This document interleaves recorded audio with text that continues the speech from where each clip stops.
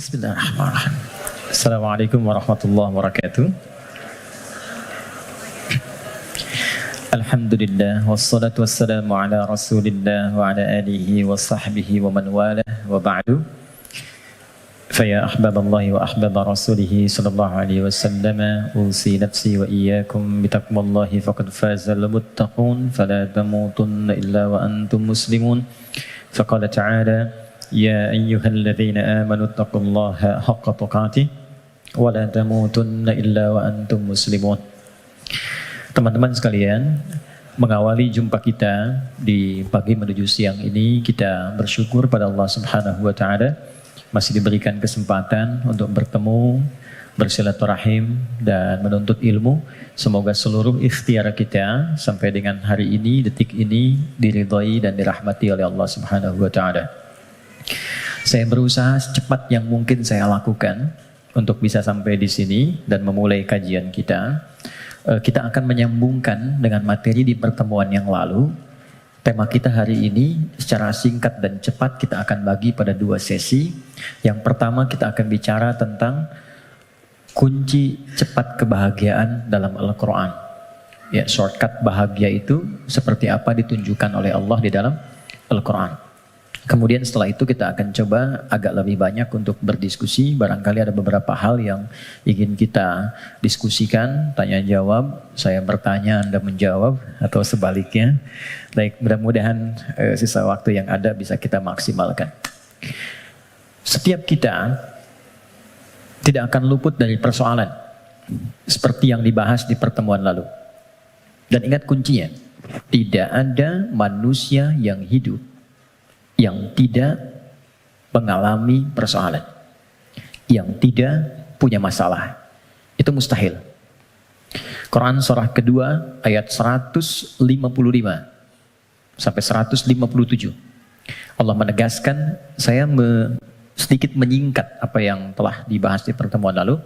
Walanabluwannakum bisyai.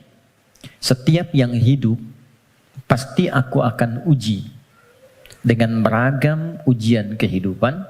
Perhatikan cara menerjemahkannya. Untuk meningkatkan kualitas hambaku melalui ujian itu. Jadi, posisikan ujian adalah sebagai tes dari Allah yang menjadi fasilitas bagi kita untuk meningkatkan kualitas kehidupan. Itu poinnya. Ragamnya kata Allah bisa banyak. Minal khauf, kadang ada kegelisahan, kekhawatiran akan apapun. Kekhawatiran di rumah tangga, kekhawatiran di pekerjaan, kekhawatiran di kehidupan sosial, dan lain sebagainya. Wal ju', rasa lapar, apapun bentuknya. Wa naqsim minal amwal, harta berkurang. Ada hal-hal yang biasa kita nikmati menjadi tidak kita dapati. Wal anfus, diuji dengan penyakit, sampai ada yang menggoncang jiwa, bahkan sebagian kerabat mungkin yang paling dekat dengan kita meninggalkan kita dan wafat. Wathamarat, ada hasil kerja keras yang telah kita titi sekian lama ternyata diambil oleh orang lain. Wabasyiris sabirin, dan berikan kabar gembira. Ternyata desain ujian itu akhirnya kebahagiaan. Jadi kalau kita menjalani semua apa yang Allah ujikan kepada kita itu dengan benar, itu endingnya itu bahagia. Endingnya kebahagiaan, kenyamanan, ketentraman, kedamaian. Jadi desain yang kedua, masalah kehidupan itu disiapkan oleh Allah, bukan ingin membuat kehidupan seorang hamba bermasalah, tapi untuk satu, meningkatkan kualitas kehidupannya. Yang kedua, menghadirkan kebahagiaan sejati yang mengiringi aktivitas hidupnya. Untuk logika yang pertama, supaya mudah dipahami, bukankah setiap anak-anak kita yang belajar di sekolah harus melewati ujian sebelum dia lulus? Bukankah ujian itu parameter untuk menguji kenaikan kualitas pengetahuannya? Maka hukum ini, kaidah ini, logika ini tempatkan pula dalam ujian yang Allah berikan kepada kita. Anggaplah kita menjalani aktivitas kehidupan dan memang itu nyata adanya. Lalu ada tantangan yang dengan itu akan meningkat keadaan diri kita. Bertambah kesabaran, bertambah mentalitas, Semakin keluar air mata, semakin siap kita menghadapi tantangan berikutnya dan sudah tidak ada air mata lagi yang dikeluarkan. Karena sudah melewati batasnya. Kemudian akhirnya kebahagiaan. Nah, kita baru bicara tentang awal dan tengahnya di pertemuan lalu. Gimana menuju akhir dengan bahagia itu? Memanage satu persoalan yang orang lihat dengan masalah, kita melihatnya sebagai jalan menuju kebahagiaan. Oke, itu cara pertama untuk kita menyikapi terlebih dahulu. Jadi memosisikan persoalan kehidupan apapun bentuknya. Ya.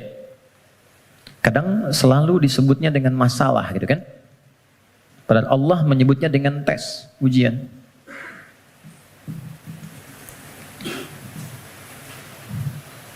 Satu, untuk meningkatkan kualitas hidup. Tadi sudah saya sampaikan, bahkan dari sisi logikanya. Ya, ini macam-macam. Ada yang kaitan dengan intelektual, wujudnya kreativitas. Ibu, teman-teman yang akhwat senang mana? Anak diam atau anak aktif? Aktif. Kalau diam kan gak enak ya. Ade, sini. Gak ada aktivitas.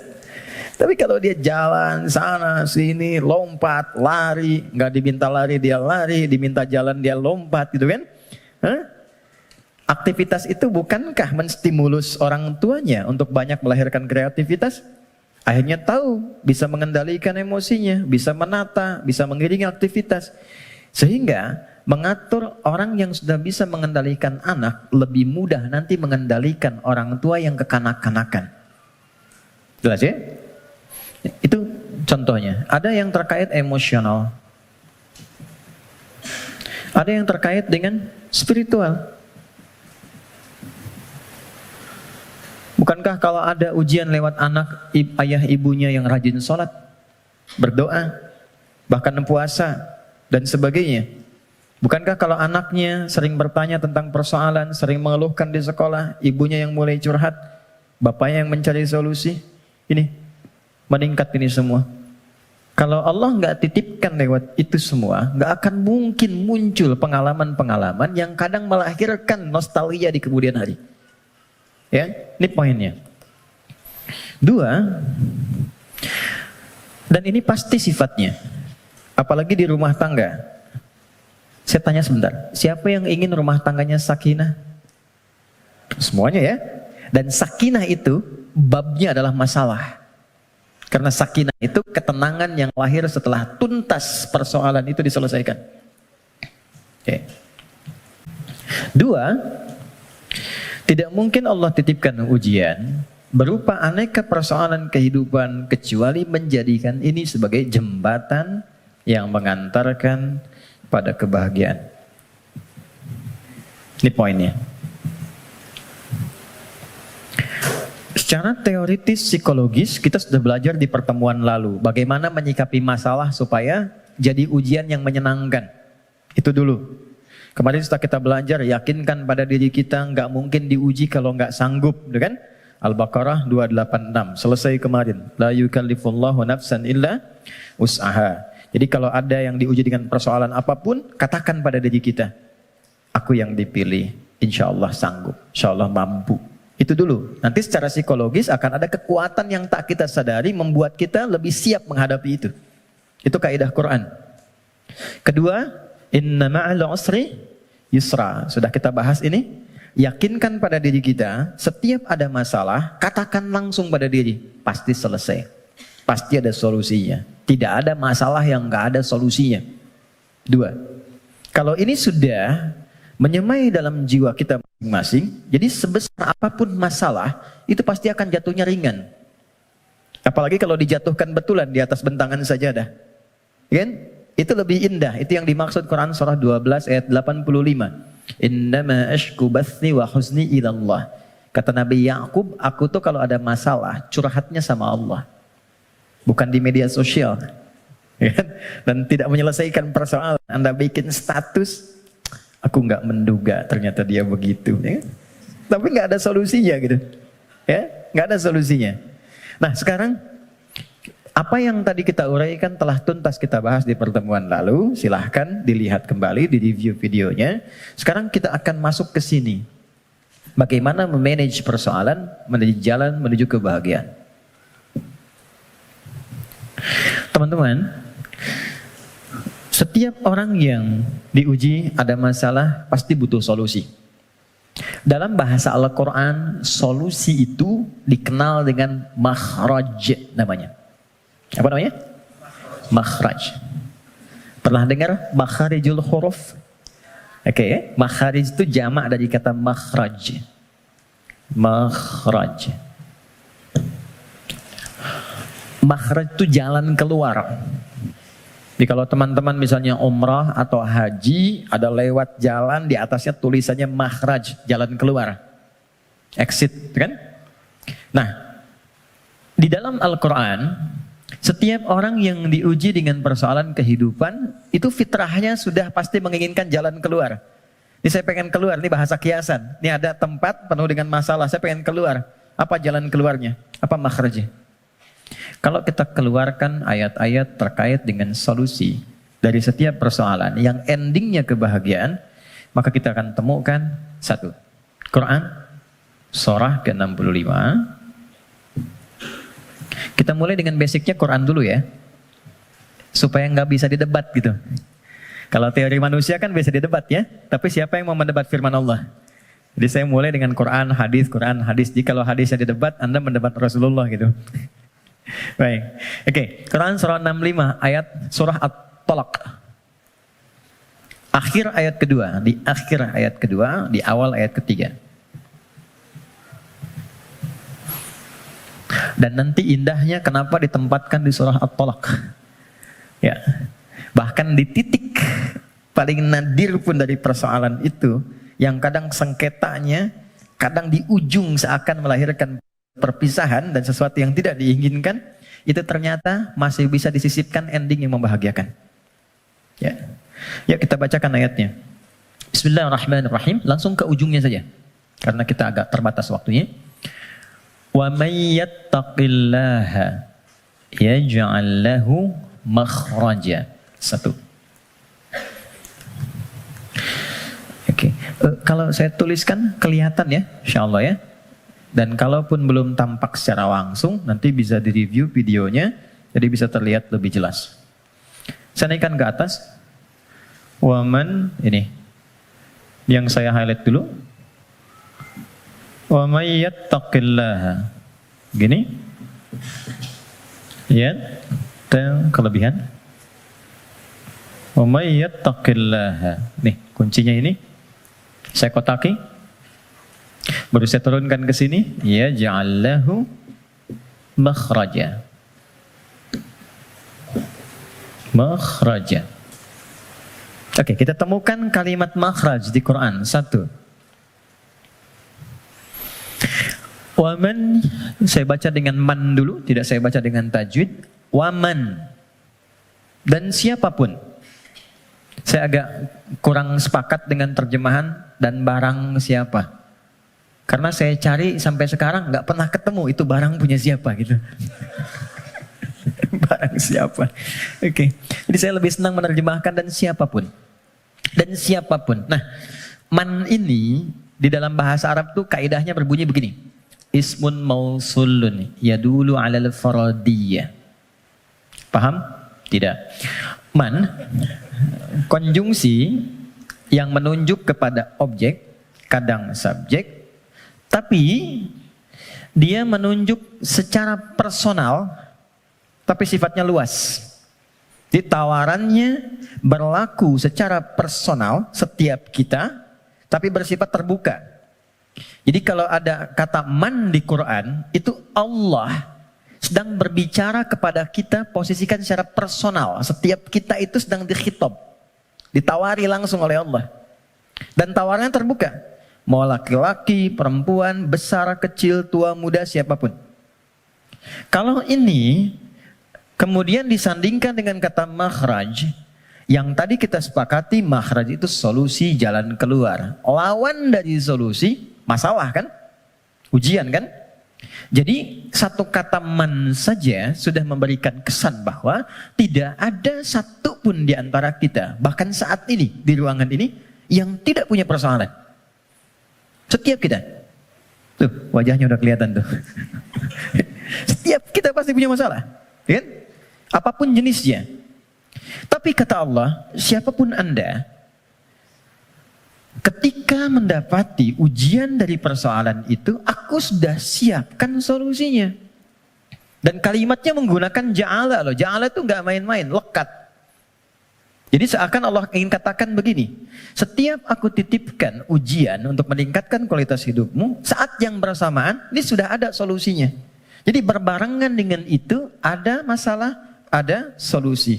Ada problem, ada jalan keluar. Tinggal sekarang, cara kita bagaimana menemukan jalan keluar itu bukan hanya merasakan persoalannya. Jadi diberikan persoalan itu untuk mencari lewat itu solusi yang telah Allah sandingkan tadi. Dan cara mencari itu ujungnya adalah ini, kebahagiaan. Apa jembatannya? Kalau jembatan itu di tengah atau di ujung? Selalu di tengah. Ada dua yang terpisahkan, tengahnya jembatan. Di sini persoalan, di sini solusi. Apa jembatannya? Kita cari yang pertengahan di sini. Waman awalnya, yaj'allahu makhraja, ujungnya. Tengah-tengahnya, yattaqillah. Takwa kepada Allah. Allah berikan satu kalimat saja yang bila ini diimplementasikan sempurna, maka endingnya bahagia di setiap situasi yang kita jalani. Takwa. Kalimat yang mudah untuk diucapkan dan butuh tantangan ketika dijalankan. Saya tidak ingin mengatakan sulit, karena nggak ada yang sulit yang Allah berikan. Yang sulit itu manusianya, bukan caranya. Oke, jadi kita sudah dapatkan katanya. Kalau ada persoalan, ujian apapun dalam kehidupan, maka kalau ini ingin cepat dituntaskan oleh Allah dan endingnya bahagia, maka solusi pertamanya apa? Takwa.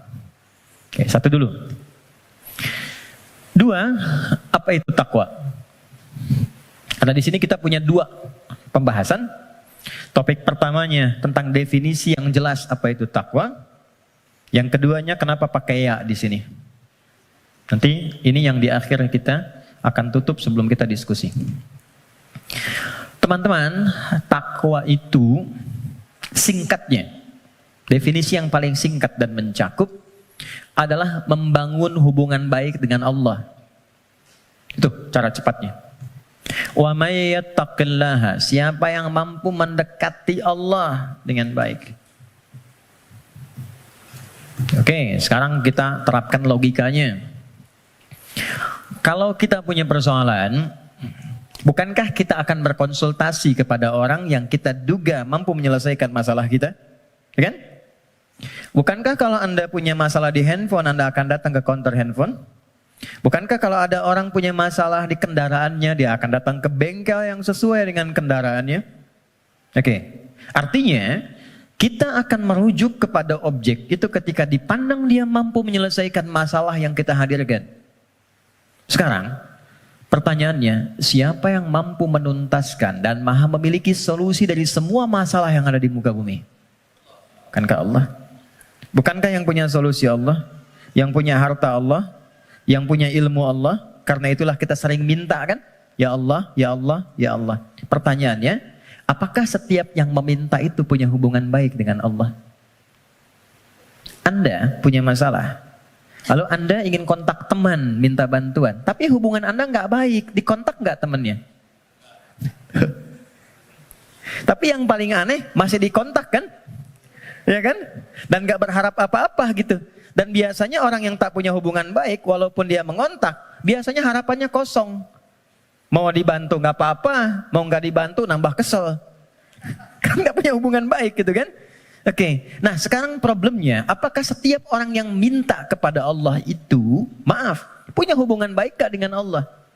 Karena sifat Allah itu gak mungkin diminta kecuali diberi. Gak mungkin dimohon kecuali dikabul. Itu ada di Quran surah kedua, ayat 186. Paling kiri sebelah bawah di mushaf standar. Wa idza sa'alaka 'ibadi 'anni fa inni qarib. Ujibu da'watad da'i idza da'an. Itu kalimatnya. Jika ada hambaku Muhammad SAW bertanya kepadamu, berkonsultasi untuk mendekat kepadaku, ingin datang kepada Allah. Biasanya kalau motif hamba datang kepada Allah itu biasanya dua. Satu pengen minta sesuatu, yang kedua mau bertobat. Umumnya begitu. Umumnya. Nah, sebelum datang Allah sudah memahami karena Maha tahu sifatnya. Maka Allah jawab, ujibu da'watad da'i idza da'a. Katakan padanya, nggak usah lelah, aku sudah memahami sebelum dia datang. Wah, itu secara psikologis hebat sekali. Kalau Anda bertanya, Mas Dimas, mana ustadznya? Kok jam 10 belum datang? Iya nih, kayaknya nggak jelas ustadznya datang apa enggak. Dengan jawaban kedua, ustadz sudah dekat, sebentar lagi tiba. Mana yang menenangkan, jawaban pertama atau kedua? Kedua. Maka Allah mengatakan, sebelum engkau tanya, katakan Muhammad pada mereka SAW, aku dekat. Setelah itu apa? Aku akan kabulkan apapun yang hambaku minta, sepanjang itu maslahat untuknya. Jadi setiap permohonan itu dikabul. Dan jawabannya menggunakan ya. Lalu kembali kepada saya jadi ujibu. Aku akan jawab kapanpun itu yang sesuai dengan kebutuhan dia. Ya, karena sifat doa itu gini. Sifat doa itu mengabulkan apa yang dibutuhkan, bukan memberikan apa yang dimintakan. Karena Allah itu Maha Pengasih. Gak mungkin Allah ngasih kepada sesuatu yang membahayakan. Ya, kadang kalau memang betul itu maslahat buat Anda, minta, Anda butuh diberi seketika. Tapi kalau sekarang Anda belum siap, mungkin diberikannya 2 tahun, 3 tahun, 4 tahun. Nabi itu minta kiblatnya pindah dari Masjidil Aqsa ke Ka'bah. Kapan dikabulkannya? Setahun 8 bulan. Bayangkan seorang Nabi, Rasul, manusia terbaik, minta sama Allah, nggak langsung dikabul. Setahun 8 bulan baru dikabulkan. Kenapa? Bukan nabinya, umatnya belum siap. Ya, begitu pindah, dapat komen dari kalangan Yahudi yang ada pada saat itu di Madinah, langsung dislike, share, viral. Nggak ada yang subscribe satupun. Ya, yang ada nanti malah konflik.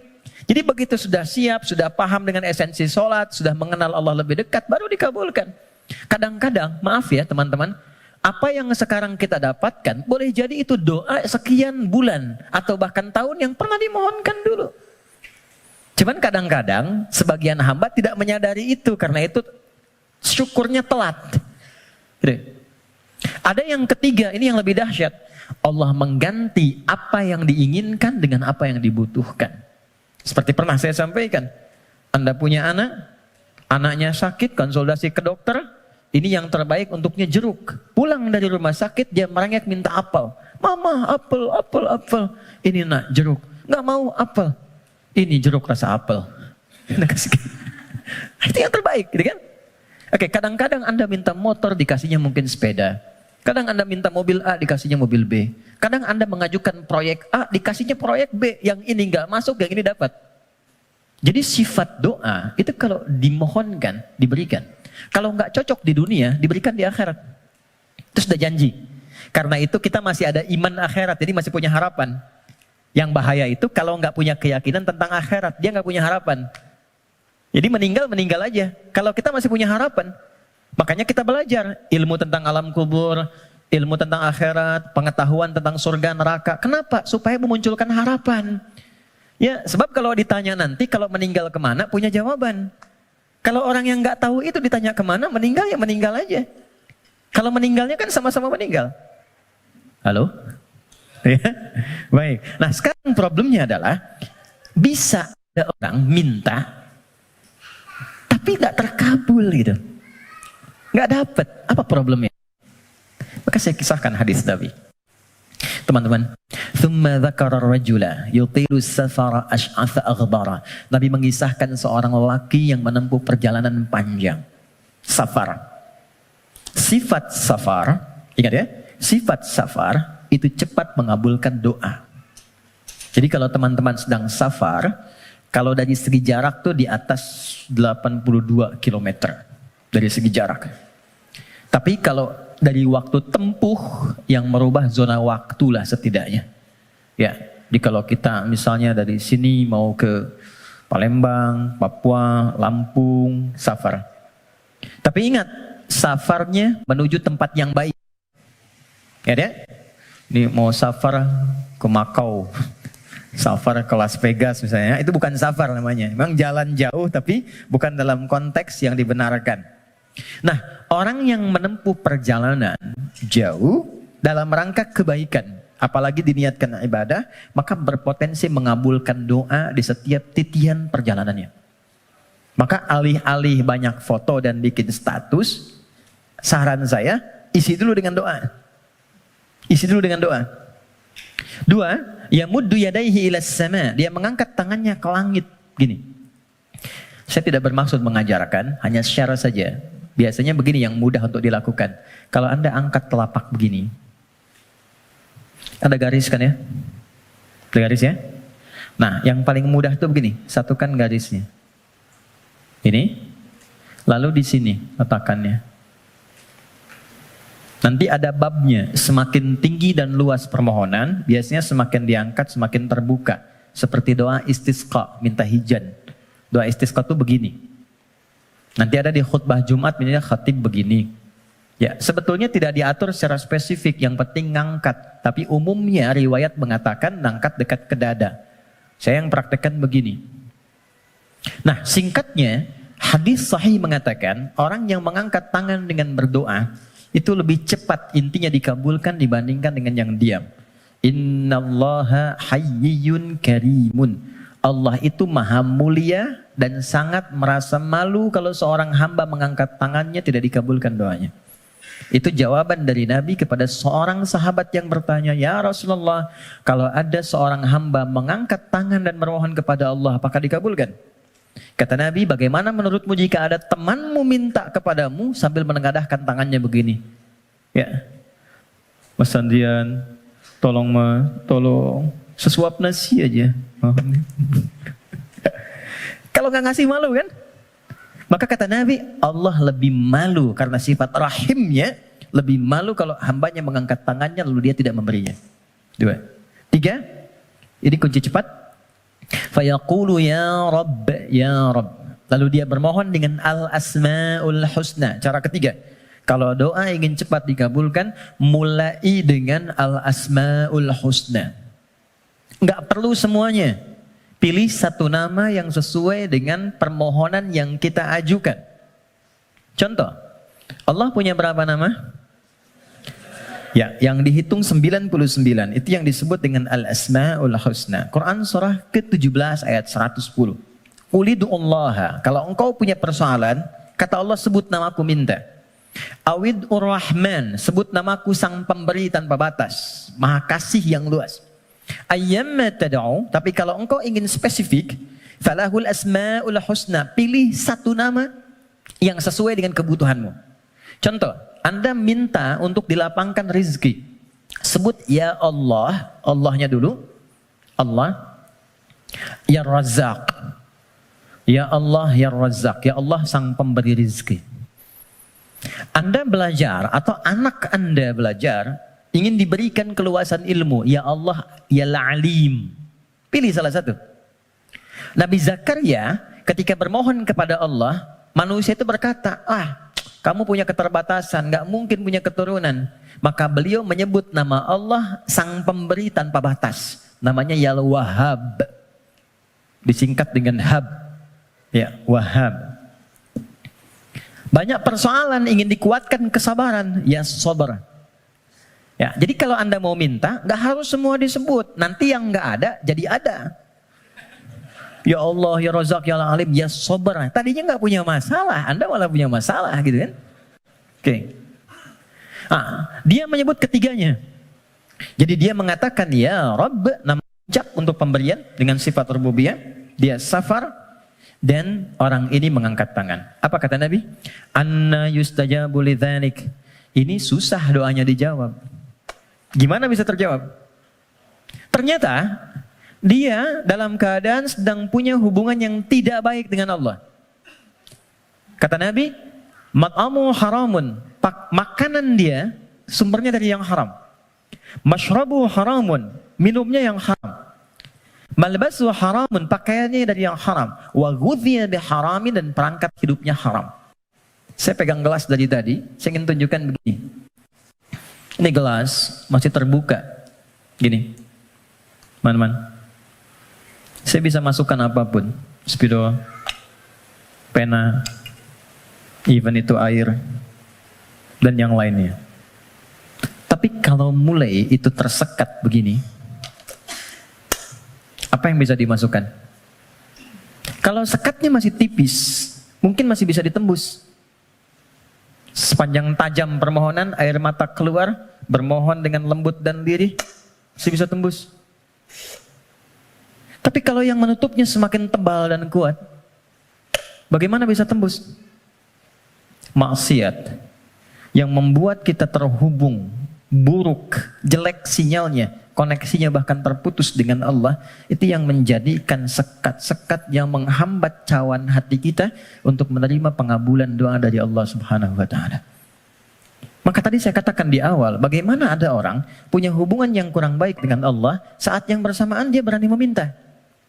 Bersyukurnya Allah punya sifat Rahman dan Rahim yang masih menampung permintaannya dan mengabulkan. Cuman hamba itu yang harus membuka sekatnya dulu supaya pengabulan itu bisa masuk ke dalam dirinya. Jadi sifat Rahman Allah menjadikan doanya tetap dikabul. Cuman mental. Itu maksudnya. Ya Allah Maha Adil, tetap memenuhi janji, diminta diberikan, cuman terpental. Karena apa? Sekatnya belum dibuka. Nah, untuk membuka sekat itu dan dibangun kembali hubungan baik, itu yang disebut dengan takwa namanya. Ya. Bagaimana Anda bisa meminta khusyuk berdoa? Saya kadang-kadang suka mau senyum sendiri.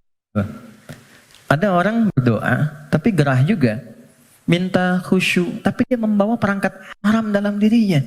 Gambar-gambar yang tak pantas, video-video koleksi yang buruk masuk di handphonenya. Kok bisa masuk sakunya saat yang bersamaan dia sholat? Kok bisa? Nggak malu sama Allah. Kan kita mengetahui Allah maha mendalami segala hal. Allah maha mengawasi. Lalu ada orang mengumpulkan hal yang haram, bahkan dalam handphonenya, dia masukkan ke sakunya, dan dia masih senang menunaikan sholat. Dan merasa nyaman dengan itu. Apalagi dengan keadaan sadar, dia hasilkan perangkat dirinya, pakaian dari cara yang tidak benar, kemudian juga perangkat dari cara yang tidak benar, kemudian dia diuji dengan persoalan yang Allah ingin bimbing dia untuk mendapatkan jalan keluar yang baik, tapi dia menggunakan itu dan dengan perasaan bangga dia bermohon kepada Allah. Tapi sekali lagi, karena Allah itu Rahman, sayang, kasih, maka persoalan sebesar apapun yang dirasakan dan bagaimana bentuknya, demi Allah saya katakan, pada akhirnya itu adalah jalan menuju kebahagiaan. Kalau bukan jalan kita menemukan kembali harapan cerah untuk terhubung dengan Allah yang membuka kebahagiaan sejati berikutnya, atau memang itulah titik pertemuan dari semua keinginan yang akan dikabulkan. Nah sekarang bagaimana mewujudkan takwa itu?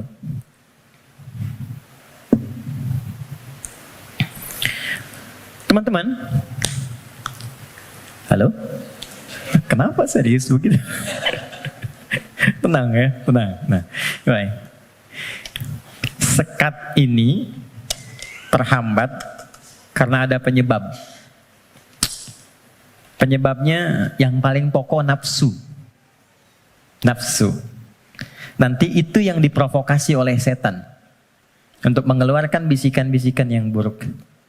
Nafsu itu setidaknya disebutkan dalam Al-Quran kurang lebih sebanyak 115 kali. 115 kali. Oke. Nah, jadi kita harus mencari kata takwa dalam Quran yang disandingkan dengan nafsu. Kata takwa itu dengan semua derivasinya disebutkan dalam Al-Quran 240 kali. Dan yang bersanding dengan nafsu itu 115 kali. Masya Allah. Tadi masih ingat? Siapa yang menggerakkan nafsu manusia untuk berbuat keburukan? Setan kan? Setan disebutkan 88 kali dalam Al-Quran. Saya ulang. Siapa yang menggerakkan nafsu manusia untuk berbuat keburukan? Kok begitu sekali melihatnya? Setan disebutkan sebanyak 88 kali dalam Al-Quran. saat yang bersamaan, kita pun diberikan oleh Allah itu perangkat takwa. Lawan dari nafsu. Quran surah 91 ayat 7 sampai 10. Wa nafsin wa ma sawwaha fa'alhamaha fujuraha wa taqwaha. Yang fujur itu nama lain dari nafsu. Takwa itu bagian ya tertentu dari tubuh kita sebagai gambaran nilai kebaikan. Nah, yang mensupport takwa itu malaikat. Pernah nggak merasakan begini?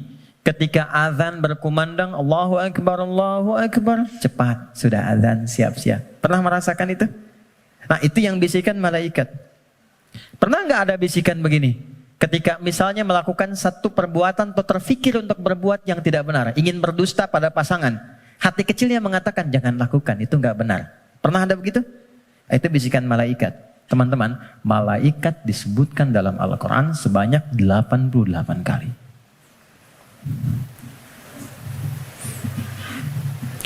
Jadi ini automatically bekerja secara bersamaan terus. Jadi kita baru bangun tidur aja, udah ada pengaruh begitu. Ya, harus cepat mengambil keputusan. Di mana yang mau diambil? Makanya itu Nabi mengatakan istafti qalbak. Kalau kita ingin memutuskan sesuatu, tautkan diri kita dengan Allah, ambil isyarat dari jiwa takwa kita. Ini. Dari 115 kali ini yang disandingkan dengan nafsu, maka keluarlah di situ rumusan-rumusan amal soleh, ibadah yang menjadi jalan sekaligus jembatan yang menghubungkan kita dengan Allah. Apa diantaranya? Jazakallah khair. 2, 3, 4. Ya, kita pelan-pelan ya. Buka Quran surah kedua. Ini bagian terakhir kita untuk materi pengantar. Surah Al-Baqarah. Oke. Ayat 1 sampai 5. Quran surah 2 Al-Baqarah ayat 1 sampai 5. Ayat 1-nya pembuka, ayat 2 sampai 4 itu jembatan takwanya, ayat 5 adalah ending kebahagiaannya. Oke.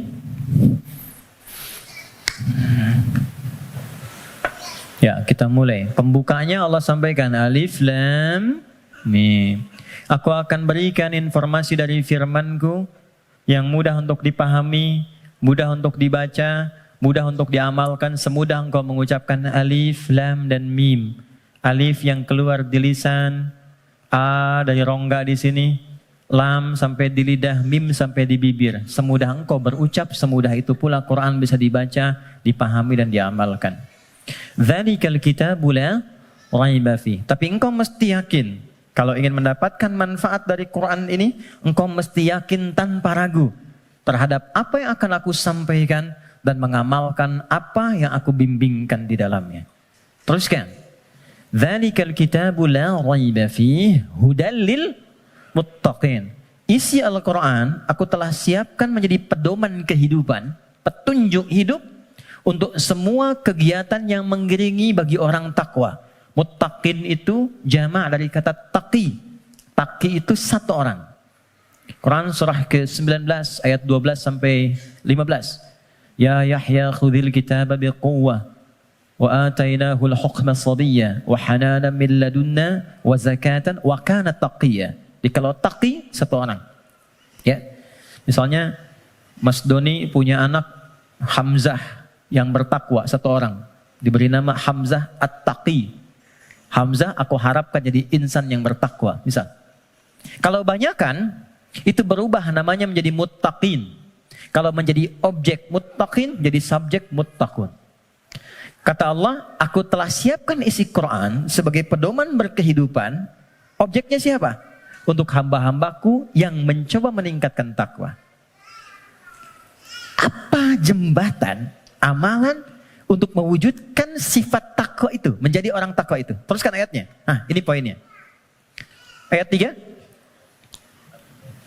Alladzina yu'minuna bil ghaib wa yuqimuna shalah. Oke, 1.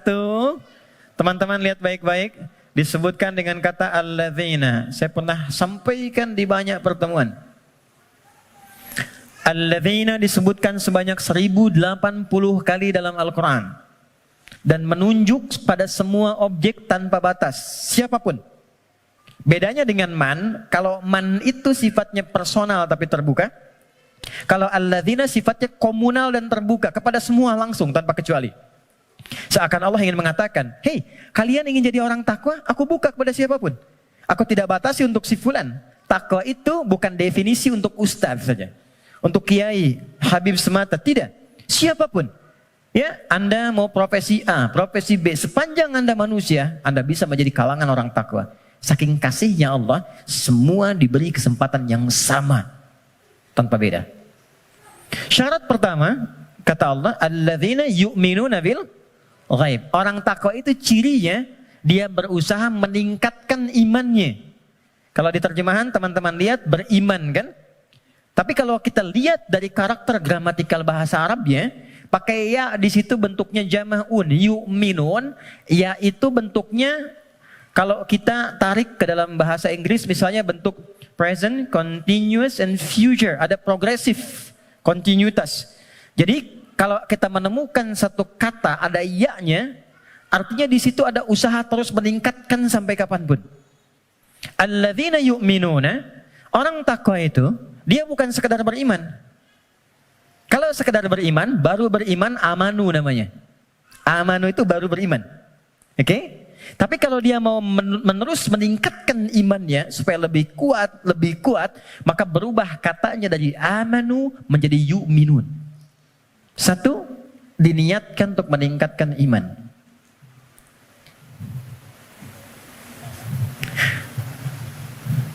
Ilustrasinya begini. Tadi subuh jam berapa? 4 lewat berapa? 4 lewat 8. Ada lagi yang lain? 4 lewat 5, 46, 48. Kita ambil 48 ya. 4 lewat 8. Allahu Akbar, Allahu Akbar. 4 lewat 8. Begitu dipanggil, Allahu Akbar, Allahu Akbar, bangun. Sadar ada panggilan, siap-siap untuk menunaikan salat. Jam 4 lewat 8 dipanggil, jam 4 lewat 8 bangun. Itu namanya iman standar. Oke. Bukan kuat, iman standar. Oke. Baik, gini. Teman-teman, kerjanya jam 8, datang jam 8, standar gak?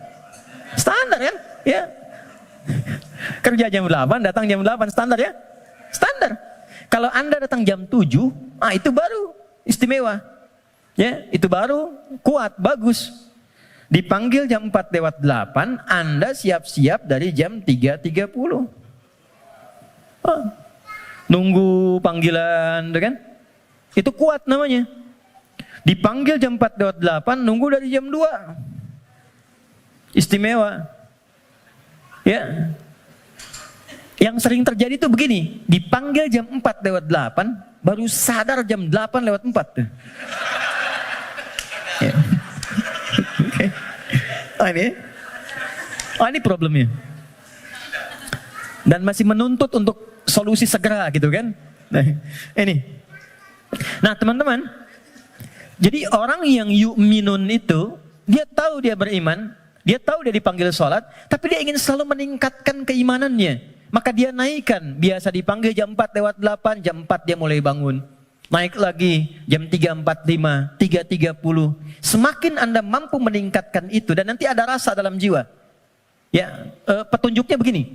Biasanya kalau iman sudah mulai meningkat dalam bab sholat itu, ada orang yang ketinggalan sholat sunnah itu hatinya gelisah. Padahal yang fardu itu belum dipanggil. Karena biasa tahajud, subuh 4 lewat 8, dia bangun jam 4 lewat 5. Lalu ketika dia lihat jam, ya Allah terlambat saya. Padahal subuh aja belum. Nah itu jadi akan melahirkan satu getaran pada jiwanya, yang bahkan memosisikan ibadah sunnah itu kehilangan, jadi sesuatu yang sangat mahal. Kalau yang ini yang standar, atau ini yang di bawah standar, kadang-kadang terlambat sholat fardu pun biasa aja. Ini, ya.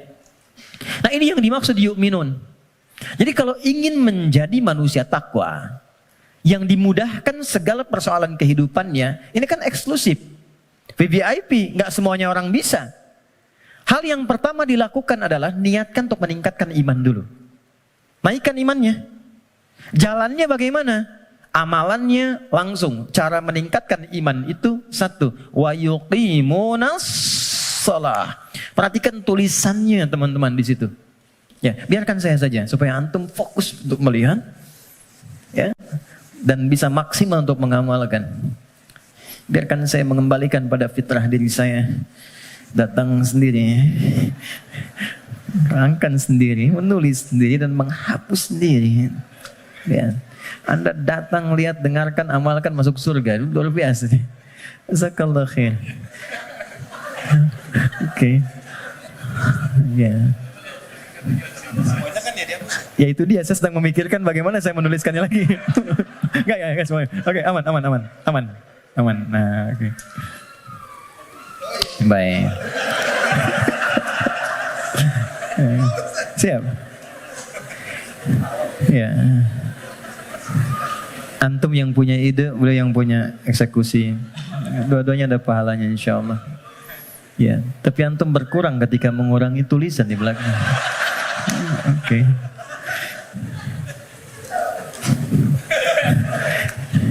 Satu, sholat. Ya, sebentar. Oke. Coba lihat di mushafnya, tulisannya mesti begini. Nah, harus begini. Yuqimunas sholata. Enggak boleh beda. Harus begini. Karena nanti ada yang begini. Gini. Ada yang begini. Salawat. Kalau yang begini artinya sekali, tunggal. Kalau yang begini artinya sholat fardu 5 waktu. Contoh Quran surah kedua Al-Baqarah ayat 238. Hafidhu 'alas sholawat. Bentuknya begini. 5 waktu. Kodenya boleh dicatat 24434. Yang 5 waktu 24434. 2 sholat subuh, 4 sholat zuhur, 4 sholat asar, 3 sholat maghrib, 4 sholat isya. Ini. Tapi kalau yang begini, itu melampaui yang fardu. Melampaui yang fardu. Melampaui yang fardu bukan tambah bilangan fardu. Kalau gitu nanti besok subuh dari biasanya 2 jadi 4. Tidak. 2. Melampaui yang fardu artinya menambah dengan yang sunnah. Loh, Anda kan pengen masuk kelas VIP. Kalau kelas tribun biasa kan bayarnya biasa. Nontonnya kan biasa. Ya kan? Tapi kan permintaannya pengen yang spesial. Kalau pengen spesial, ibadahnya pun harus selaras dong. Harus adil, harus sama, harus spesial juga. Makanya tingkatkan dari sekedar yang fardu. Kalau kita ingin membangun jembatan takwa mulai saat ini, maka coba sekarang keluarkan menu-menu sholat sunnah apa saja yang bisa dilakukan. Jangan terlalu ekstrim dulu. Yang penting tahu dulu. Misal, yang siang ada apa saja? Kita mau masuk sholat zuhur misalnya. Sebelum zuhur itu ada sholat sunnah. Ada 4 rakaat. Bisa dibagi 2. 2 rakaat, 2 rakaat. Kalau nggak sempat waktunya untuk 4, bisa 2. Hadis Ibnu Umar. Sebelum asar ada 4 rakaat. Rahimallahu imra'an shalla qabla al-'asri arba'an. Misal, salat mutlak. Malam misalnya ada tahajud. Kita ingin coba bangun tahajud. Nggak usah yang tinggi-tinggi dulu. 2 rakaat aja dulu. Ya, 2 rakaat untuk melatih kenyamanan hati dan fisik kita. Jangan dipaksakan dulu. Malam ini 11, besoknya berhenti. Ya. Dan nggak usah panjang-panjang dulu. Saya selalu mengatakan kalau pengen tahajud dimulai, maka mulai dengan 2 rakaat tahajud, 1 witir. Ya, dan gunakan surah paling favorit yang bisa kita ucapkan, kita bisa bacakan. 3 kul kan? Dari wajahnya tuh kelihatan. Rakaat pertama, qul a'udzu birabbil falaq, al-falaq. Ya kan? Antum kan enggak jauh dari al-asr, an-nasr, al-kautsar, al-falaq, an-nas, al-ikhlas. Pada ikhlas semua tuh. An-Nas. Tutup witir dengan 1 rakaat. Al-Ikhlas. Ikhlas, Bang. Saking ikhlasnya cuma 1 gitu ya. Oke. Oke. Coba dulu itu. Sampai jiwa kita merasa bosan, nyaman jiwanya. Tapi kan kita mulai merasa bosan, masa ini terus? Besok kan jadi naik kan? Jadi 4, terus tambah ad-duha, al-insyirah. Lama-lama menikmati. Nah, ketika menikmati itu yang disebut dengan halawatul iman, nikmatnya beriman. Sudah pengen pindah surat. Kalau para penghafal Quran tuh adik-adik RKM biasanya murojaah. Al-Baqarah, Ali Imran, An-Nisa, biasa. Tapi kalau sudah paham esensi tahajud, yang dibaca itu kadang, kalau sudah mengerti, surat yang sesuai dengan kebutuhannya. Itu tingkat tertingginya. Misal, sedang ada persoalan yang berat ke jiwa. Nggak harus tinggi-tinggi. Baca rakaat pertama ad-duha, kedua al-insyirah. Kita nggak harus tinggi-tinggi. Dan kita merasakan itu. Pengen membangun hubungan baik dengan Allah, pengen taubat gitu kan. Pengen mendekat, pengen jadi ahli surga. Baca surat Az-Zumar misalnya. Pengen husnul khatimah, bacakan surah Al-Fajr misalnya. Ya, kan di penghujung ayatnya, ayat 27 sampai dengan ayat 30. Ya kan? Sampai terasa kenikmatannya. Itu yang dimaksud dengan wa yuqimunas shalah. Dan tunaikan dengan khusyuk, dengan merasakan itu. Ya. Ini poinnya. Jadi untuk menjadi orang takwa, amalan pertamanya apa? Salat. Untuk itulah ia disebut salat, dari kata silah asalnya. Silah. Dari kata wasala yasilu wusulan wasilatan. Wasala itu sampai, ibadah yang menyampaikan hajat kita kepada Allah disebut dengan salat. Karena itu semua isinya doa. Silah, kalau teman-teman bikin simpul yang kuat talinya begini sehingga sulit dilepaskan, gini, disebut dengan silah namanya. Hubungan erat yang sulit dilepaskan. Pernah dengar silaturahim? Kenapa disebut silaturahim? Karena ketika Anda kumpul, terhubunglah ya satu hubungan, chemistry, perhatian yang itu nggak lepas saat pulang. Jadi silaturahim itu wujudnya bukan saat kumpul. Kalau kumpul Anda menyapa, wajar orangnya ada. Kalau kumpul Anda tersenyum, wajar temannya ada. Silaturahim itu ketika Anda pulang, Anda masih ingat kawan Anda dan Anda doakan dia. Anda sapa dia. Anda berikan apa yang sanggup Anda bisa sampaikan. Saya diajarkan pada guru kami saat selesai belajar dan siap untuk mengajar. Pesan guru saya waktu itu, nak, kalau engkau mengajar siang hari, tatap yang mampu kau tatap dari orang yang belajar itu. Sampaikan dengan tulus, malam kau bangun, kau sholat minta sama Allah. Bayangkan orang-orang kau tatap itu. Mintakan ya Allah mudahkan urusan hidupnya, sehatkan mereka, bahagiakan mereka, tanamkan kedamaian dalam jiwa mereka. Mudahkan mereka untuk memahami apa yang dipelajari. Itu yang menjadikan ilmumu akan bermakna. Gitu. Dan jangan pernah mencari dunia. Karena Allah pasti akan cukupkan. Itu pesan guru kami. Bedakan ketika teman-teman punya anak, kemudian belajar, Anda bayangkan wajahnya. Anda bayangkan keceriaannya. Anda mohonkan kemuliaan kepada Allah. Rasanya akan lain. Gitu. Nah, menyambungkan sesuatu dengan kuat itulah silah. Ibadah yang melatih kita terhubung dengan Allah supaya terus tersambung di setiap situasi, itulah sholat namanya. Karena itu orang yang sukses sholatnya, maka dia akan terkoneksi dengan Allah di setiap semua kegiatannya. Itu yang dikonfirmasi di Quran surah keempat An-Nisa di ayat 103. Quran surah 4 ayat 103. Dia langsung ingat, langsung terhubung, terkoneksi. Sesuatu yang terhubung, terkoneksi, ingat disebut dengan zikir namanya. Makanya habis sholat kita zikir kan? Karena boleh jadi saat sholat banyak yang lupa, belum terkoneksi dengan Allah. Ya? Bahkan ada orang yang kata Nabi sendiri mengingatkan, hatta la yash'ural musalli kam raka'atan yusalli. Ada orang yang bahkan gak sadar berapa rakaat sedang menunaikan sholatnya.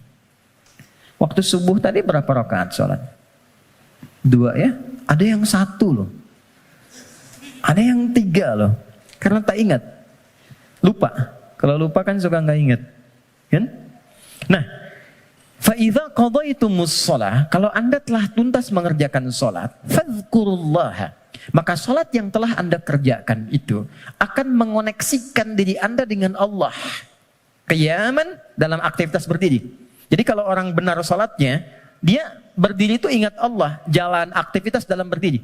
Jalan ingat Allah. Kalau jalan ingat Allah, mau pakai kendaraan, mau jalan kaki, gak akan sombong. Karena merasa setiap aktivitas berjalannya diawasi oleh Allah. Keluar dari sini, tak akan pernah tertukar alas kaki.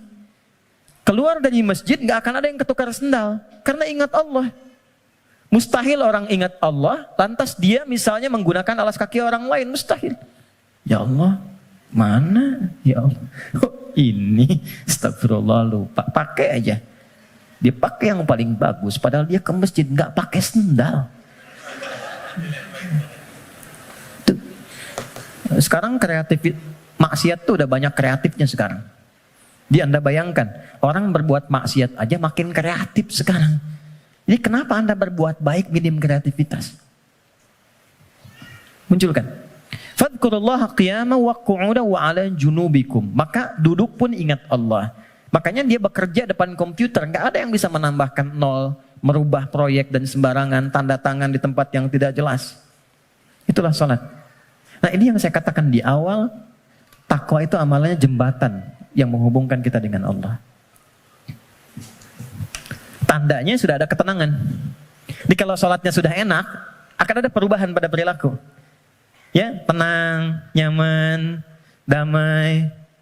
Maaf teman-teman, saya ingin konfirmasi yang tadi saya sampaikan. Yang menjadikan seseorang tergerak berbuat maksiat sehingga mudah diprovokasi setan, itu apanya tadi? Nafsunya kan? Nah, nafsu itu punya dua karakter. Ketika memberikan bisikan keburukan, ammaratum bisu, Quran surah 12 ayat 53. Wa ma ubarri'un nafsi innan nafsa la'ammaratun bisu, bentuknya dua. Satu, bisikan syahwat yang didorong pada perbuatan-perbuatan yang disebut dengan fahsya namanya. Fahsya itu bentuknya penyimpangan syahwat. LGBT, homoseksual, ya, pornografi, porno aksi, kata-kata jorok dan sebagainya, itu fahsya namanya. Nah, semakin bagus sholatnya, itu akan terkontrol, ditutup itu. Jadi merubah perilaku lebih baik. Tekan. Yang kedua, ada keburukan, was-was dari nafsu yang dimanfaatkan setan untuk berbuat tindakan-tindakan yang diingkari langsung oleh bagian tubuh kita. Nggak sepakat bagian tubuh kita. Biasanya nafsunya dari perut dan akal. Mencuri, merampok, gibah, bikin hoax, menipu dan sebagainya. Sesuatu yang diingkari secara langsung disebut mungkar namanya. Jadi ada fahsya, ada mungkar. Maka konfirmasi ini ditetapkan oleh Al-Quran di surah ke-29 di ayat ke-45. Quran surah 29 ayat 45. Perhatikan semua simpul hubungannya. Utlu ma uhiya ilaika minal kitab wa aqimis shalah. Innas salata tanha 'anil fahsya wal. Jadi mengerjakan amalan takwa pertama dengan menunaikan sholat itu bisa mencegah nafsu supaya tidak liar, tidak keluar fahsya, tidak keluar mungkar. Kalau sudah yang buruknya ditekan, maka muncul lawannya yang baik. Nafsu ditekan, takwanya naik. Manusia kan cuma begitu. Ya, yang keluar di lisan itu kan cuma dua. Kalau bukan kata-kata baik, kata-kata buruk kan. Kalau buruknya nggak ada, baiknya keluar. Kalau pulsa kebaikannya banyak, dia yang keluar. Tapi kalau buruknya banyak, baiknya kosong, buruknya naik, baiknya tertekan. Itu aja. Itu yang dimaksud al-imanu yazidu wa yantaqis. Yazidu bitta'ah, yantaqis bil maksiat. Kalau bermaksiat, naik buruknya. Kalau bertaat, naik baiknya. Ini konfirmasi awal. Maka nafsu dengan sholat bisa ditekan, maksiat bisa dihilangkan, sekat bisa dibuka. Dibukalah sekatnya. Ini. Pelan-pelan. Maka demi Allah saya katakan ya, sejahat-jahatnya kejahatan yang pernah diperbuat oleh penjahat. Sejahat-jahatnya kejahatan yang pernah diperbuat oleh penjahat. itu akan sirna dan tuntas dengan menunaikan sholat yang benar ditunaikan. Karena itu hal pertama yang dilakukan oleh orang-orang yang ingin membuka lembaran hidupnya dan dia bangun hubungan baik. Demi Allah saya katakan, sholat, larinya ke masjid. Dan lihat apa yang terjadi. Yang pertama Allah berikan bukan dunianya dulu teman-teman. Bukan dunia. Anda punya masalah, terlilit utang piutang dan sebagainya. Bukan dilunasi utangnya dulu. Tapi ditenangkan dulu hatinya. Nanti dari situ bisa membaca esensi kehidupan. Kemana sebetulnya hidup saya ini? Diajari nanti oleh Allah. Pola hidupmu salah selama ini. Makanya terjebak begini. Apa belum tiba waktunya kau menjadi orang yang baik? Apa enggak lihat orang-orang dulu yang pernah dulu begini, lebih buruk dari kamu, sekarang dia bisa jadi orang baik. Maka ditampakkan kisah si fulan. Nggak sengaja lihat YouTube, keluarnya malah sesuai dengan apa yang kita butuhkan. Dibuka. Nanti setelah sadar, keluar air mata tuh. Tenang, lapang, tiba-tiba ada orang datang di samping. Yang sudah lama nggak kita kenal tuh. Kata orang teman lama, bro kamu kemana aja? Udah lama. Apa pekerjaan sekarang? Cerita ngobrol, udah ikut saya aja. Pelan-pelan ikut berubah, masalah selesai tanpa terasa. Ada yang sedang tobat, sujud. Selesai ternyata husnul khatimah, wafat. Itulah salat. Jadi yang pertama yang Allah berikan lewat ibadah salat itu untuk membahagiakan dulu. Kebahagiaan yang dirasakan setelah tuntas mengurai satu persoalan itu disebut falah namanya. Falah, karena itulah panggilan sholat disandingkan dengan panggilan falah. Dengarkan suara muazzin yang nyaring berkumandang itu. Hayya 'alas shalah. Setelah itu apa? Hayya 'alal falah. Itu kalau kita memahami makna falah dengan pendekatan ini, demi Allah saya katakan, tidak ada yang paling indah kecuali kebahagiaan ketika mendengar suara muazzin itu. Itu yang menjadikan sahabat Ali bin Abi Thalib sudah gemetar ketika mendengar suara adzan. Allahu Akbar, Allahu Akbar. Sudah nangis beliau. Saking ingatnya kasih sayang Allah. Tiba panggilan yang saat didengar oleh gunung. Kalau paham gunung itu mengerti bisa hancur saking merasakan nikmatnya dari Allah. Karena saat itu ada amalan yang kalau dosa bisa diampuni, permintaan dikabulkan, masalah diselesaikan. Sholat. Kalau paham dengan ini, gak ada orang meninggalkan sholat. Yang ada pengen sholat terus. Pengen sholat. Oke, satu. Saya cepat ya, supaya kita agak waktu untuk diskusi. Dua, wa mimma razaqnahum yunfiqun. Sekarang ada cara takwa menggunakan harta. Saya berhenti 8 menit lagi. Kalau sholat kan nggak bayar ya? Di MRBC bayar? Nggak ya? Oke, gratis kan? Artinya semua orang bisa melakukan itu. Jadi nggak ada yang bisa ngeles. Ya? Karena nggak ada perangkat lain yang menyertai. Kedua, harta. Jadi ada skema lewat ibadah fisik berupa sholat. Yang kedua ada skema takwa lewat harta. Ternyata harta itu bukan sekedar kenikmatan yang menjadikan kita nyaman dalam menjalani kehidupan dunia. Bukan semua fasilitas dunia, bukan. Tapi itu juga bisa menjadi perangkat yang mengentaskan solusi dari masalah yang dialami. Apa bentuknya nanti? Ada skema infak. Ada skema zakat. Teman-teman hati-hati dengan zakat ya, karena sangat sensitif. Anda sengaja tidak berzakat, maka jadi racun hartanya. Bisa merusak kepada yang lainnya. Itu. Apalagi terwariskan nanti. Jadi makanan dimakan oleh anak atau siapapun, ya harus hati-hati. Infak, itu nilainya tinggi. Infak itu bukan sekedar menghadirkan pahala yang sangat luar biasa. 700 kali lipat paling sedikit. Jangan dibatasi di situ. Al-Baqarah ayat 261.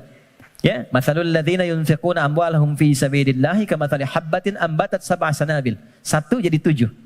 Fi kulli sumbulatin mi'atu habbah kali 100. 1 kali 7 kali 100, 700 kali lipat. Itu maksudnya pahala ya. Pahala, bukan perkalian feedback ke kita, bukan. Jangan bayangkan begini, kalau saya infak 1.000, balik 700.000. Bukan begitu cara memahaminya. Itu nggak tepat. Yang dimaksud, Anda mendapatkan 700 kali lipat pahala di akhirat nanti. Jarak 1 ke 2-nya 500 tahun. 2 ke 3 500 tahun. Itu di akhirat. Di dunianya dapat apa? Nah, di dunia itu pancaran keberkahan. Di antara pancaran keberkahannya ada dua. Satu, memberikan tambahan barakah kepada Anda yang nilainya lebih daripada apa yang Anda berikan. Minimal 10 kali lipat. Misal, dijaga dari sakit yang kalau berobat nilainya sekian. Dijaga dari musibah yang kalau dialami keluarnya mesti sekian. Itu. Yang kedua, ini yang paling menarik. Infak dengan harta itu kalau diniatkan sesuai dengan keinginan yang kita mohonkan pada Allah, itu bisa mengentaskan persoalan yang sedang dialami. Itulah wasilah tawassul dengan harta. Rumusnya Quran surah ke-5 ayat 35. Saya pakai Quran, jadi nggak bisa dibantah. Ya ayyuhalladzina amanu taqullah. Hai orang-orang beriman, tingkatkan takwamu kepada Allah, wabtaghu ilaihil wasilah, dan cari wasilah dalam rangka menunaikan takwa itu. Apa wasilah diantaranya? Bisa menggunakan harta. Harta. Yuk, saya kisahkan dengan singkat, cepat sekali. Kalau mau infak, coba yang pertama, ini nasihat saya dari Quran. Orang pertama yang kita tuju kalau ingin berikan infak, orang tua. Siapa? Orang tua. Berikan yang terbaik yang mampu kita persembahkan. Itu ada di Quran surah kedua ayat 215. Yas'alunaka madza yunfiqun. Mereka banyak berkonsultasi bertanya pada Muhammad apa yang harus diberikan kalau pengen infak. Dijawab oleh Quran dengan dua jawaban. Qul ma anfaqtum min khair. Katakan kalau ingin infak, kaidah pertama yang terbaik. Misal, Anda beli mangga 5. Ibu masih ada. Berikan yang paling besar, yang paling bagus, yang terbaik itu buat ibu. Kalau mau dibagi. Contoh aja. Kemudian lil walidain.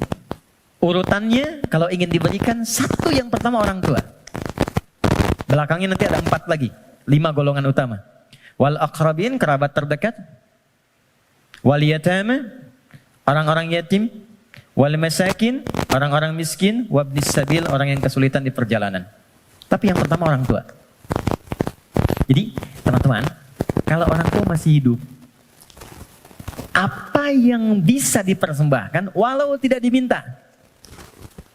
Sedang ada masalah misalnya kan, mohon kebaikan pada Allah, bikin makanan datang pada orang tua, minta doanya. Ini sederhana tapi dalam, minta doanya. Ada kitab namanya Al-Adabul Mufrad karya Al-Imam Al-Bukhari.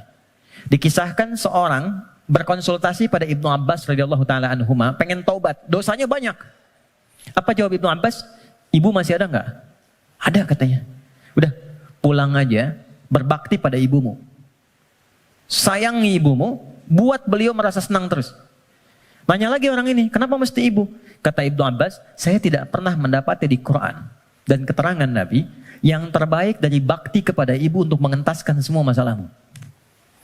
Dikonfirmasi di Al-Bukhari, ada orang sedang bekerja, tiba-tiba hujan turun, dia berteduh masuk ke dalam satu gua. Tiba-tiba menggelinding satu batu besar. Ini kisahnya viral. Nutup mulut guanya. Dari 3 orang ini sepakat, kita berdoa sama Allah karena udah gak mampu dorong. Minta sama Allah, tawasul lewat amal. Dengan amal itu kita mohon supaya dibebaskan dari sini. Amalnya yang dimintakan. Maka sepakat ketiganya memohon. Di antara ketiganya itu, ada orang yang bercurhat demikian, ya Allah, Engkau maha tahu sebelum aku sampaikan. Aku punya ibu ya Allah, yang Kau maha mengetahuinya. Dan aku bekerja. Tidak pernah aku pulang ke rumah sebelum aku berikan dan aku siapkan susu untuk menu malam ibuku. Dan tidak pernah aku tidur sebelum aku minumkan sendiri susu itu di mulut ibuku. Satu kali, begitu beliau pulang, ibunya sudah tertidur. Maka, beliau tetap membuat susu, dipegang itu susunya sampai ibunya bangun. Dan ibunya sudah sepuh, jadi nggak sadar kalau anaknya itu sudah lama datang, sudah lama nunggu dan berdiri. Ibunya belum merasa tidur, bangun, saya minumkanlah susu itu kepada ibunda tercinta, tanpa pernah cerita sedikit pun bahwa aku sudah berdiri lama di samping beliau. Diminumkan, baru tidur. Ya Allah, jika memang ini menjadi wasilah dari amalku yang bisa menjadikan kami terbebas dari kungkungan batu ini, mohon bebaskan kami dari kungkungan batu ini. Demi Allah, begitu didorong sedikit, keluarlah. Menggelinding. Dan ibu nggak ada batasnya. Cari. Termasuk saya sekarang gitu. Saya kalau mau belajar tuh saya niatkan, ya Allah, untuk memuliakan ibu. Masih hidup. Dan mohon pahala diakhirkan pada ayah untuk menerangi di alam kuburnya. Dan selalu bertambah kebaikan-kebaikan itu. Tambah. Satu. Jadi infak. Ya. Coba usahakan ya. Dan gak usah terlalu pengen dilihat dunia. Keluar jam 3, setengah 4. Lihat yang nyapu. Yang lagi dorong makanan tuh. Yang dari semalaman bekerja. Pernah gak teman-teman kalau keluar gitu? Kadang-kadang ada yang dorong sampingnya masih murojaah. Ada yang masih sholat. Saya sering nangis tuh lihat, ya Allah. Ini orang udah banyak praktek, kita banyak ceramah. Ya, lu datang. Kita cuma sampaikan nitip ya, itu baru lihat aja sudah nangis. Ya Allah, terima kasih Pak. Ya Allah, mudah-mudahan Bapak rezekinya lancar ya Pak. Sehat ya Pak. Mudah-mudahan semua keluarganya baik-baik ya Pak. Itu ya Allah. Memberi sedikit tapi dapatnya banyak gitu. Itu berharga banget. Yang terakhir Quran. Walladzina yu'minuna bima unzila ilaika wa ma unzila min qablik. Nah, dekati dengan Quran. Ya, saya lihat banyak anak-anak tuh ya. Dekatkan dengan Quran. Walaupun anak-anak yang belajar Qurannya, antum akan dapat berkahnya. Akan dapat kenyamanannya, ketenangannya. Coba tuh, yang di RKM tuh, ya, yang meluangkan waktu dan sebagainya. Memang awalnya lelah, capek, tapi ketika nggak ada libur, ada yang hilang tuh. Nanti ada kenyamanan, ketenangan, kebahagiaan, apalagi pas wisuda dan sebagainya. Tapi yang paling ingin saya sampaikan, ini sudah nyata. Kalau Quran sudah ada di lingkungan kehidupan, maka rumahnya jadi cahaya, ketenangan akan datang. Saya pernah diminta kedutaan Saudi 2018 untuk menjadi Amirul Hajj. Berangkat, mimpin rombongan. Saya kira siapa hampir 500 orang. 2/3-nya anak-anak kecil penghafal Quran. Ternyata yang digendong bapaknya, ibunya, temannya, gurunya. Yang hafal Quran anaknya, bapak ibu yang nabung bertahun-tahun, puluhan tahun, nggak keluar itu dan kuota nggak dapat, itu berkahnya lewat anaknya. Ada di Jakarta itu di Kemang, disebut nama lah. Ada Fitra namanya. Orang mengatakan terbatas. Bicara lambat, pergerakan, nggak bisa jalan, ya normal begitu. Tapi dia menghafal Quran. Setoran. An-Naba berapa ayat? Yang paling menarik, Allah titipkan. Dapat hadiah umrah. Berangkat dengan ibunya. Ibu udah nabung, udah segala rupa. Gak punya biaya. Demi Allah, sampai di Madinah. Sampai di Mekah. Dari sejak Madinah sampai tawaf di Ka'bah itu, di Mekah. Ibunya gendong anaknya. Padahal sudah kami kirimkan santri dan juga mutawif untuk gendong itu. Ibunya nolak, enggak. Bu, ibu kan yang mengandungnya, udah bawa dia. Kenapa sekarang masih digendong juga? Justru saya bersyukur kepada Allah dengan adanya fitrah ini. Dialah yang telah membawa saya ke sini. Maka biarkan saya menggendongnya sebagai syukur saya kepada Allah. Ya. Jadi jangan melihat anak Anda punya kekurangan. Gak ada, anak itu semua istimewa. Jangan lihat fisiknya. Jangan lihat perilakunya. Ada keistimewaan yang Allah titipkan di dalamnya. Boleh jadi keberkahan itu di anak Anda. Solusi itu di anak Anda. Bukankah Anda kadang punya masalah lihat anak jadi tenang lagi? Pulang dari kantor lihat anak merajaah, anak menunggu, anak memanggil, Anda ceria lagi. Dekatkan mereka dengan Quran. Gak ada yang paling indah kecuali Anda pulang dari pekerjaan. Dibuka. Anak Anda yang 4-5 tahun tiba-tiba mengatakan, amma yatasa'adun anin naba'il azim. Anda lihat dari belakang. Demi Allah, kecuali Anda mengejarnya. Nunggu di belakang. Anda peluk dia. Dan keluarlah air mata itu. Gak ada yang paling indah. Dan itu mahal. Apalagi ketika anak Anda telepon, Papa. Dia gak bisa berkata-kata. Kenapa nak? Aku telah selesai hafalan 30 juz. Udah. Kontrak sebesar apapun gak akan bisa membeli itu. Jatuh Anda sujud. Kharru sujada. Sujud. Takwa itu simple. Takwa itu sederhana. Terakhir, saya tutup. Wabil akhirati hum yuqinun. Jangan larut dengan masalah dunia. Ya, sehingga menjadikan Anda meratap dan Anda tidak move on dengan kehidupan berikutnya. Ini sebentar, bukan cuma Anda yang punya masalah, orang lain punya masalah juga. Apakah kebahagiaan yang banyak di masa lalu menjadikan Anda lupa dan habis dengan kesulitan yang hanya sekejap di masa kini? Ada masalah baru 5 menit, Anda hidup udah 50 tahun. Anda lupa dengan kebahagiaan 50 tahun, sehingga habis dengan masalah yang 5 menit. Ingat, kita akan pulang. Kata Allah, bil akhirati hum yuqinun. Ya, yakin dengan akhirat. Kalau nggak dapat di sini, di akhirat pasti diberikan. Maka ayat kelimanya, orang yang mampu menerjemahkan takwa dengan kiat-kiat tadi, ulaika ala hudam mir rabbihim wa ulaika humul muflihun. Maka ia akan selalu lekat dengan petunjuk dan lindungan Allah, dan kebahagiaan melekat dalam titian kehidupannya. Maka kita teruskan kembalikan dan kita akhiri dengan Quran surah ke-65 di akhir ayat kedua, di awal ayat ketiga yang sudah dibalik tadi di belakang. Yang kita katakan, wa may yattaqillaha yaj'al lahu makhraja. Semakin takwa ditingkatkan, salat naik, infak bertambah, kepada orang tua baik, Quran ditambah, sehari 1 ayat jadi 10 ayat, 1 halaman, 1 juz, yakin dengan akhirat, yaj'al lahu makhraja. Terakhir, wa yarzuqhu min haitsu la yahtasib. Bahkan nanti pada titik tertinggi, rizki pun Allah antarkan tanpa sulit dia mencarinya. Sekejap datang. Saya tutup, wa may yattaqillaha yaj'al lahu min amrihi yusra. Kalau sudah semakin tinggi takwanya, maka diringankan semua ujian hidupnya. Bukan gak punya masalah. Ingat, bukan gak punya masalah. Tapi setiap akan dialami, diringankan dulu sehingga dia merasa seakan tak ada masalah. Padahal dia menghadapi hal yang sama. Ada 2 orang berhadapan dengan persoalan yang sama. Yang satu nggak ada masalah, yang satu merasa sulit. Kenapa? Karena yang satu sudah mendapatkan keringanan dari Allah Subhanahu wa Ta'ala. Oke, saya kira itu yang bisa diuraikan di kesempatan ini.